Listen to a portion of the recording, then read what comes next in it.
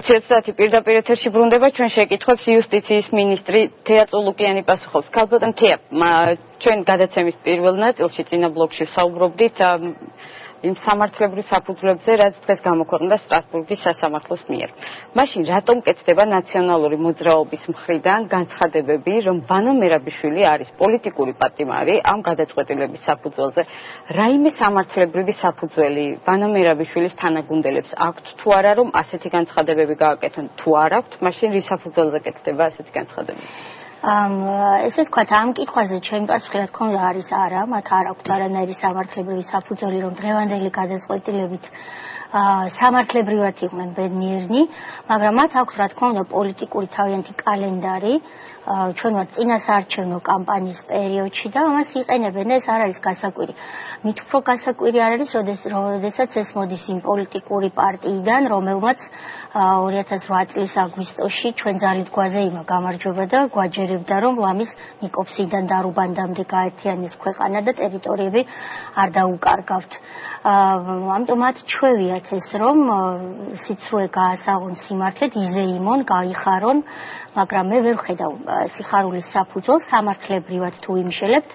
ჩვენ ვართ მხარეები, გასაჩივრებას მე ნამდვილად ვაპირებ, იმიტომ რომ ის მცირე რაც დადგინდა, ისიც მგონია რომ ასე ვთქვათ, მხოლოდ მომჩივნის ნალაპარაკებიდან არის დასკვნები გამოტანილი. კიდევ ერთხელ ვამბობ, რომ მე ვერ ვხედავ ვერც 4,000 ევროს გადახდის საფუძველს ან ერთისთვის, ან მეორისთვის, ერთი ითხოვდა 15-ს, მეორე 35-ს და ასევე ეს რომ მოხდება, ალბათ შეიძლება ეს საქმე გაგრძელდეს კიდევ ერთი წელი ან მეტი და გაისათ ამ დროს ჯერ კიდევ არ იყოს რაიმე საბოლოო გადაწყვეტილება სტრასბურგში მიღებული. ამიტომ მათაც უნდა იქონიონ მოთმინება, რადგან ეს არის სამართლებრივი პროცესი, რომელსაც ჩვენ უნდა ვცეთ ორივე მხარემ პატივი და სხვათა შორის არჩევნების შემდეგ ალბათ ისევ იმავე პოზიციებში ვიქნებით. ქართული ოცნება და ალბათ მეც ხელისუფლებაში, ისინი ისევ ოპოზიციაში და ეს პოლიტიკურ თამაშად არ უნდა ვაქციოთ. დავა კი გაგრძელდება და ჩვენ ამ დავას გავაგრძელებთ. კიდევ ერთხელ ვამბობ, საზოგადოება, რომელიც გუშინდლიდან, იმიტომ რომ თითქოს პროპაგანდის მსხვერპლი გახდა უცებ ერთ-ერთი ყველაზე დამოუკიდებელი ტელევიზიის მიერ, რომელიც რეალურად ნაციონალური მოძრაობის პარტიის ტელევიზია, რომ თითქოს სტრასბურგი იტყვის გუშინ გააჩინეს ეს ასე ვთქვათ მოლოდინი, რომ უკანონო პატიმარია, შესაბამისად პოლიტპატიმარია გამოსაშვები იქნება, ეს ასე ვერ დადგა, პირიქით დადგა, შედეგი ითქვა, რომ ის იყო წინასწარ პატიმრობაში კანონიერი პატიმარი, მით უფრო კანონიერი პატიმარი, ამიტომ რომ დღეს სამ საქმეზე გირგვლიანი 26 მაისი გაფლანგვის და აგარაკის ეპიზოდში სამ სხვადასხვა საქმეზე ის იხდის სხვადასხვა სასჯელს და გელაშვილის ცემის ფაქტზე მიმდინარეობს გამოძიება სასამართლოში უკვე საქმე მიმდინარეობს პირველ ინსტანციის და მე მგონი კიდევ სხვა საქმეებია მის ზურგზე. აქედან გამომდინარე ეს პროცესები წავა, არჩევნების იქითაც გაწდება ეს ვერ დამთავრდება არჩევნებამდე, მით უმეტეს სტრასბურგის დიდი პალატის წინაშე, სადაც 7 მოსამართლე კი არა 17 მოსამართლეა, ჩვენ გავივლით დასაშვებობას, შემდეგ არსებით მხარეს იმედი მაქვს და ეს კიდევ წელიწადს თუ არა მეც პერიოდს მოითხოვს. ამიტომ მე მათ მესმის მათი დღევანდელი უკმაყოფილება და აქედან გამოწვეული ეს ცრუ აჟიოტაჟი, მაგრამ მოუწევთ დაელოდონ თავად მომჩივანი, როგორც მსჯავრდებული ციხეში, ხოლო მათი ადვოკატები თავისუფლებაზე და მე მათ რა თქმა უნდა როგორც მხარე წარმატებას ვუსურვებ. სხვათა შორის ოთარ კახიძე რამდენიმე დაახლოებით ალბათ 2 საათის წინ მატროსოვის ციხიდან გამოვიდა, სადაც სტრასბურგის სასამართლოს გადაწყვეტილება გააცნოს თავის დაცვის ქვეშ მყოფს ვანო მერაბიშვილს და გამოიტანა მისი გზავნილი მატროსოვის სასჯელ აღსრულების დაწესებულებიდან, რომლის საფუძველზეც როგორც ვანო მერაბიშვილმა მას დააბარა, საუბარია იმაზე, რომ ვანო მერაბიშვილმა მიულოცა გამარჯვება როგორც საკუთარ თავს, ისე მიულოცა გამარჯვება მან ყველა უკანონო პატიმარს. ანუ თქვენ ამბობთ, რომ ვანო მერაბიშვილს არ გაუმარჯვია დღეს. ვანო მერაბიშვილმა და მისმა გუნდმა 1 ოქტომბერს გაიმარჯვა არჩევნებში. მერე 2008 წლის აგვისტოში მოიგო ომი და ქვეყანა გააერთიანა და ასე ვთქვათ, გადაჭიმა ქვეყანა ნიკოფსიდან და რუბანდამდე და ახლა მესამედ. ეს ნახევრად ხუმრობით რა თქმა უნდა, მაგრამ ვანო მერაბიშვილზე მე გუშინ თქვი და კიდევ ერთხელ ვიმეორებ, ის არის დღეს პატიმარი. პატიმარს აქვს თავისი უფლებები. ადვოკატს აქვს თავისი პასუხისმგებლობები და მე არ მინდა დავიჯერო, რომ მას ადვოკატები რო შედიან საკანში ატყუებენ. მან დღეს კანონიერების ნაწილში დავა პირწმინდა წააგო. წააგო დავა ასევე იმ დიდი თანხების მოლოდინის ნაწილში, რაც ჰქონდათ და სტრასბურგის кейს პრეცედენტის ფრაზას რომ მოვიყვანო, რომელიც კარგად ვიცი, ის ამბობს ხოლმე ესეთ რამეს, რომ სტრასბურგის პროცედურა არის გამდიდრების მიზნით პროცედურა. ამიტომ როდესაც ითხოვეს და 15642 ევროს ადვოკატი როცა ხარ, არ უნდა გქონდეს იმის ილუზია, რომ ამ საქმით უნდა გამდიდრდე. ამიტომაც გონივრული თანხები იქნა მინიჭებული, თუმცა ეს გონივრულიც როგორც მოწინააღმდეგე მხარეს მეჩვენება, რომ მეტისმეტია. ამიტომაც ჩვენ გავაგრძელებთ დავას იმ პატარა ნაწილში, რაც არის და მე მჯერა რომ დავაყენებთ საწინააღმდეგო შედეგს. ეს არის სამართლებრივი პროცესი. ამ სამართლებრივი პროცესში პატიმარს აქვს უფლება რომ დაინდოს ის საკუთარმა ადვოკატმა და არ ამყოფოს ილუზიაში და ტყილში. იმიტომ რომ პატიმრობა თავისთავად არის, ვინც არ უნდა იყოს პატიმარი, ძიმე მდგომარეობა. რაც არ უნდა ციხის რეფორმა ჩატარებულიყო ჩვენს პირობებში და დღეს დაავადებებს ციხეში პრინციპში ალბათ უფრო უკეთესად მკურნალობენ ვიდრე თავისუფლებაზე. ციხეში დღეს ადამიანის უფლებები მაღალი ხარისხით არის დაცული, მიუხედავად ამისა, ნებისმიერი შეზღუდულ სივრცეში ყოფნა, რაც არ უნდა სეირნობდე, ტელევიზორი აქვს ბატონ ვანოს საკანში და ალბათ იმ პატიმრების პირობებისგან ბევრად განსხვავდება, რომელშიც ის თავად ამყოფებდა ქართულ ხალხს.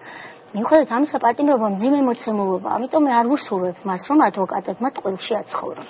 ესე იგი, ერთი კითხვა მინდა დაგისვათ, ჩემი აზრით ეს არის ძალიან მნიშვნელოვანი, ოღონდ არ ვიცი თქვენგან მივიღებ თუ არა ამაზე პასუხს. ადამიანის უფლებათა ევროპულ სასამართლოში საქართველოს წარმოადგენს მოსამართლე ნონა წოწორია, რომელიც ზურაბადეიშვილის მოადგილე იყო, თუ სწორად მახსოვს. შესაძლოა თუ არა, რომ რაიმე როლი ქონდეს ამ პროცესში ქალბატონ ნონა წოწორიას? ქალბატონი ნონა წოწორია გახლავთ 2008 წლის თებერვალში, როდესაც მე ჯერ კიდევ იქ მუშაობდი, საქართველოდან არჩეული 9 წლის ვადით ევროპული სასამართლოს მოსამართლე. როგორც თქვენ დღეს ვანო მერაბიშვილის საქმეზე გამოტანილი გადაწყვეტილები სულ თავში წაიკითხავთ, ის იყო ერთ-ერთი მოსამართლე ამ საქმეზე, მისი გვარი როგორც ეროვნული მოსამართლის ფიგურირებს იმ 7 მოსამართლეში, ვინც ეს საქმე განიხილა და გადაწყვეტილება მიიღო. ამასში არანორმალური არაფერი არ არის, ის ეროვნული მოსამართლეა, საქართველოდან არჩეული და საქართველოს წინააღმდეგ საჩივრებზე მას აქვს უფლება და ევალება კიდეც, რომ ამ კოლეგიის წევრი იყოს. ეს ბუნებრივი მდგომარეობა. მე არ მაქვს რაიმე მიზეზი, თან მით უმეტეს მხარე ვარ, რომ მას ან მიკერძოებაში დავდობრალი ან რამ. ერთადერთი თუ საზოგადოებიდან ეს კითხვა იმიტომ ისმის, რომ ის როგორც თქვენ ბრძანეთ სავსებით სწორად გენპროკურორობის დროს ზურაბადეიშვილის მოადგილე იყო და მე როგორც ვიცი მისი ნდობით აღჭურვილი პირის თორემ მოადგილე არ იქნებოდა. საზოგადოების მხრიდან გაისმე შეკითხვა და სხვათა შორის რამდენიმე წუთის წინ ნინო ბურჯანაძე გვერდებოდა პირდაპირ ეთერში და მანაც გამოთქვა ეჭვი, რატომ მოხდა ასე ფორსირებულად და დაჩქარებულად ვანო მერაბიშვილის საქმის განხილვა, როდესაც თავად 26 მაისის საქმეები არ არის ჯერ განხილული. 26 მაისის საქმეებზე ჩვენ 26 მაისის მსხვერპლებთან მუშაობთ, მე არ ვიცი ქალბატონმა ნინომ ეს იცის თუ არა, რომ ისინი არ ელოდონ სტრასბურგის გადაწყვეტილებას და ჩვენ წინსწრებად ჩავატაროთ ის გამოძიება, რაც ბატონ ვანოს თავის დროზე ჩაუტარებია და სხვათა შორის დღეს 26 მაისის ორგანიზებაზე იხდის სასჯელს, ეს არ უნდა დაგვავიწყდეს და ჩვენ აბსოლუტურად სხვანაირად ვექცევით 26 მაისის მსხვერპლებს. მე 26 მაისის მსხვერპლებთან სტრასბურგის სასამართლოში არ ვდავობ, ისევე როგორც არ ვდავობ გამცემლიძის მამასთან, რომელსაც შვილი ქუჩაში მოუკლეს. როგორ შეიძლება მე მასთან სტრასბურგში ვდავობდე, როცა მასთან ერთად ვიდექი ქუჩაში. მე არ ვდავობ წინა მთავრობის მსხვერპლებთან სტრასბურგში და ჩვენ ვცდილობთ, რომ გამოძიება, რაც თუ კი საქმე გაფუჭებული არ არის უკვე, იმიტომ რომ დრო მუშაობს გამოძიების წინააღმდეგ, თქვენ იცით, რომ გამოვიძიოთ, სტრასბურგს არ დაველოდოთ. ვანო მერაბიშვილის პირობებში მე ვიდავე, თავარ ნაწილში საქმე მოგებულია, ის კანონიერი პატიმარი იყო, 13 წლის მაისიდან 14 წლის თებერვლამდე იზიარებ ბატონი კახიძის მწუხარებას ამასთან დაკავშირებით და სულ ეს არის ანუ მე ბატონ ვანო მერაბიშვილთან მაქვს ესეთი პოზიცია რომ მხარე ვარ და ჩემი ვალია ვიბრძოლო სამართლებრივად ბოლომდე სხვებთან მე არ ვდავობ ასე მაგალითად მე არ ვდავობ და არც ვიკადრებ ვიდაო იმ პატარა გოგონასთან რომელიც 5 წელი ბოლომდე მოახდევინეს ციხეში აღარც ვახსენებ მის სახელს იმიტომ რომ სტიგმა უკვე და ის წარჩინებული სტუდენტი ახალგაზრდაა და მე მას საუკეთესოს ვუსურვებ ყველაფერს და მუდმივად მისი გვარის ხსენებას ალბათ ამიერიდან მოვერიდები საჯაროდ რომ მას თავის პირადი და ცხოვრება ჰქონდეს ამ მედიატიზებისგან უკვე დაცული. მე არ ვიკადრებ მას ვედაო, როცა ის დღე არ დამავიწყდება, როდესაც 5 წლის მერე ციხიდან გამოვიდა და მე ციხის კართან მას დავხვდი მშობლებთან ერთად. ეს იყო უბედნიერესი დღე, მაგრამ რეალურად ეს აქ მე არ ვკადრობ, აი მართლა არ ვკადრულობ. მართლა ემოციები მახრჩობს, როცა ამ საქმეებს ვიხსენებ. ამიტომ ეს არის ერთი კატეგორიის და კალიბრის საქმეები. რაც შეეხება ამ საქმეს, უგულავას საქმეს, ჩვენ რა თქმა უნდა სამართლებრივად ბოლომდე ვიდავებთ. სასამართლო იმისია, რომ ერთმა მხარემ შეიძლება წააგოს, მეორემ მოიგოს, მაგრამ დღეს რა მოგებაც ჩვენ დავდეთ, ეს იწვევს შოკს, ეს იწვევს აჟიოტაზს, ეს იწვევს მგელი-მგელის ყვირილს, მაგრამ რეალურად ეს არ არის არც ტიმოშენკო, ეს არ არის არც ლუცენკო, საკმარისია ადამიანებმა დადონ ორივე გადაწყვეტილება ერთმანეთს შეადარონ, წაიკითხონ და ნახავენ, რომ ეს ასეა და არა სხვაგვარად. და კიდევ ერთხელ ვიმეორებ, ეს გადაწყვეტილება არ არის საბოლოო და ალბათ წელიწადი და მეტი ჯერ კიდევ ვერ იქნება საბოლოო. ამიტომ გავაგრძელოთ სამართლებრივი დავა მხარეებმა და დავანებოთ ამ თემის პოლიტიზირებას თავი. ქალბატონი წოწორიას როლზე კიდე რაც შეეხება მე მესმის საზოგადოების კითხვა რომ რაკი ადეიშვილის მოადგილე იყო ხომ არ ასე ვთქვათ რაიმე გავლენა ხომ არ მოახდინა მან ასეთი კითხვა დაისვა დღეს დაჩქარდა თუმცა ეს საქმე 13 წელს შევიდა და 3 წელი დაჭირდა სხვა საქმეებს მეტი დაჭირვებია და გასაგებია რომ ბუნებრივია ლეგიტიმური კითხვა ისმის მაგრამ ჩვენ დროსაც ასე იყო მაგალითად როდესაც მოლაშვილმა იჩივლა ჩვენი საქმე სხვებზე წინ გადმოვიღეთ წინ როცა ასანიძემ იჩივლა და სხვათა შორის აი სადადგა უკანონო პატიმრობის თემა და მაშინ ასანიძემ უკანონო პატიმარმა 150.000 ევრო მიიღო და პირდაპირ მიუთითა სარეზოლუციო ნაწილში სასამართლომ რომ გაუშვით ეს ადამიანიო შევადაროთ აბა ეს ორი საქმე ერთმანეთს საერთოდ არ გავს ამიტომ რომ ერთ შემთხვევაში კანონიერი პატიმარი ვანო ყავს და მეორე შემთხვევაში უკანონო პატიმარი ასანიძე ამიტომაც გავლენას მე ვხედავ და გამოვრიცხავდი ერთადერთი შეიძლება რაღაცა აღქმა ჰქონდეს საზოგადოებას იმისა რომ ადეიშვილის ყოფილმა მოადგილემ ვანოს უერთგულა მაგრამ მე ამას გამოვრიცხავ იმიტომ რომ ამ ადამიანს მანტია აცვია ის მოსამართლეა და ჩვენ ყველას გვევალება მისი პატივისცემა კი ბატონო და ერთი კითხვა მინდა მოვასწრო დაახლოებით 2 წუთი დაგვრჩა საკონსტიტუციო სასამართლოს თემა რომელიც ბოლო დღეების განმავლობაში არის ძალიან აქტუალური თითქმის ყოველ წუთს ყველა მედია საშუალება განიხილავს თქვენს განცხადებებს საკონსტიტუციო სასამართლოს მოსამართლეების პირველ კოლეგიასთან მიმართებაში, როდესაც თქვენ ამ კოლეგიის რამდენიმე მოსამართლეს უწოდეთ ნიკა გვარამიას პოლიტიკური ოჯახის წევრები. დღეს ერთ-ერთმა მოსამართლემ ქალბატონმა ერემაძემ გიპასუხა და თქვა რომ ის ამაყობს ყველა გადაწყვეტილებით რომელიც პირველ კოლეგიასთან ერთად მიუღია დანარჩენ შემადგენლობასთან. რა არის თქვენი პასუხი, რამ გამოიწვია ეს დაპირისპირება და მიიღეთ თუ არა პასუხები იმ შეკითხვებზე, რომლებიც გიორგი პაპუაშვილს დაუსვით გუშინ კიდევ ერთხელ და თუ არ ვწდები მეოთხეთ როგორც თქვენ. მე ვერ მივიღე ჩემს კითხვებზე პასუხები, რადგან ბატონი პაპუაშვილი პასუხებს არ იძლევა, ეს კითხვები არის პროცედურული ხასიათის. მე მართალი გითხრათ, საერთოდ არ მაინტერესებს საკონსტიტუციო სასამართლო რომელ საქმეზე რა გადაწყვეტილებას გამოიტანს, ნებისმიერ გადაწყვეტილებას ჩვენ ვცემთ პატივს, იმიტომ რომ მათ ჰქვიათ ისეთი სიტყვა, როგორც არის სასამართლო და მე მევალება მათი პატივისცემა, როდესაც გადაწყვეტილება გამოვაქვთ, მაგალითად უგულავას საქმეზე, როცა 9 თვესთან დაკავშირებით მათ გამოიტანეს მნიშვნელოვანი გადაწყვეტილება, ჩვენ უკვე ევროსაბჭოს დახმარებით შევისწავლეთ ევროსაბჭოს წევრი ქვეყნების პრაქტიკა, სხვაგან როგორ ხდება, რომ კანონი გავაუმჯობესოთ. ამაში მე ვერ ვხედავ ვერანაირ პრობლემას, რეზულტატი რა იქნება მათი საქმიანობის, მაგრამ პროცედურული კითხვები მაქვს და მე გამკვირვებია ზოგიერთი ოპონენტის, რომელიც გამოდის და ამბობს, იუსტიციის მინისტრმა დასვა კითხვები, ეს არის ზეწოლა. როდესაც თვითონ სვამენ კითხვებს, ეს არ არის ზეწოლა. როდესაც დღეს უჩანანოაშვილმა კიდევ ერთხელ გააკეთა განცხადება, რომ ვინც არ უნდა იყოს თანამდებობის პირი, ასეთი შეფასებები სასამართლოს იმიჯს ლახავს. ამ სასამართლომ თვითონ შეულახა საკუთარ თავს იმიჯი, როდესაც მაგალითად რუსთავი 2-ის საქმეზე 6 დღეში, 7 დღეში განიხილა, შეაჩერა ნორმა. უგულავას საქმე 3.5 თვეში, 4.5 თვეში განიხილა და ამის ფონზე ალოდინებს სხვა სარჩელებს.